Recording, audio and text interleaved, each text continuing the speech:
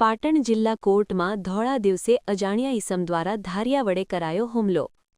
પાટણ કોર્ટમાં ખળભળાટ. ધોળા દિવસે વકીલો પર ધારિયા વડે હુમલો થતાં સુરક્ષા સામે ઉઠ્યા ગંભીર સવાલો. વકીલોની સુરક્ષા રામ ભરોસે?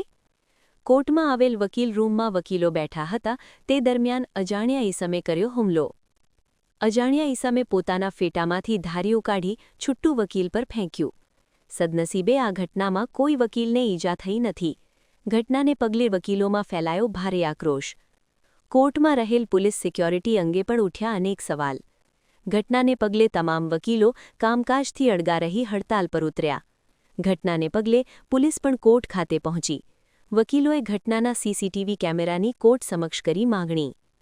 વકીલ પર ધારિયા વડે હુમલો કરનાર શખ્સનો કેસ પાટણ જિલ્લા તેમજ પાટણ બાર એસોસિએશનના કોઈપણ વકીલ કેસ લડશે નહીં અને જો કેસ લડશે તો કેસ લડનાર વકીલનું લાયસન્સ આજીવન રદ કરવામાં આવશે.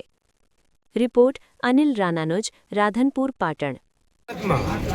જે પાટણ જિલ્લા અદાલતની જે વકીલ રૂમની અંદર જે ધારિયું લઈને એક અજાણ્યો ઈસમ જેને હુમલો કર્યો, દેખીતી વાત તો એ છે પહેલી કે જે આરડી દેસાઈ સાહેબે જે કીધું એ પ્રમાણે જે 10 દિવસ પહેલાં અહીંયા હથિયારધારી પોલીસની માગણી કરેલી, પણ અમને જાણે ચણા મમરા સમજે છે લોકો એવી બાબત થઈ ગઈ છે અત્યારે. વકીલ એટલે દેશના પાયાનું ઘડતર છે અને એની સુરક્ષા ના હોય ને તો દેશની પણ સુરક્ષા નથી.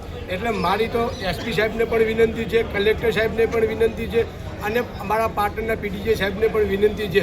જેમ આરડી દેસાઈ સાહેબે જે 10 દિવસ પહેલાં લેખિતમાં વકીલોની સુરક્ષા પહેલી વસ્તુ છે. કાંઈ 10:30 વકીલ આવે છે, અહીંયા 6-10 સુધી કામ કરે છે, કયો ઈસમ અહીંયા કોર્ટની અંદર આવે છે ખબર નથી, પણ એની પૂરી તપાસ કરી કોર્ટ પરિસરમાં આવે એવી અમારી પહેલી માગણી છે. અને બીજી માગણી કે આ ઈસમે જેને હુમલો કર્યો છે એનું કોઈ પણ વકીલપત્ર નહીં મૂકે, કોઈ પણ વકીલ એનું વકીલપત્ર નહીં મૂકે. અને આને સખત શબ્દોમાં અમે પાટણ જિલ્લા બાર અને પાટણ રૂરલ બાર આને વખોડી કાઢીએ છીએ. શું નામ આપનું હતું? ઠાકોર, પાટણ ડિસ્ટ્રિક્ટ બાર પ્રેસિડેન્ટ. જો કોઈ પણ વકીલ એનો કેસ લેશે, એમાં રૂરલ બારમાં હોય કે પાટણ ડિસ્ટ્રિક્ટ બારમાં હોય, એને આ જીવન એનું સભ્યપદ કરવામાં આવશે. ઓકે.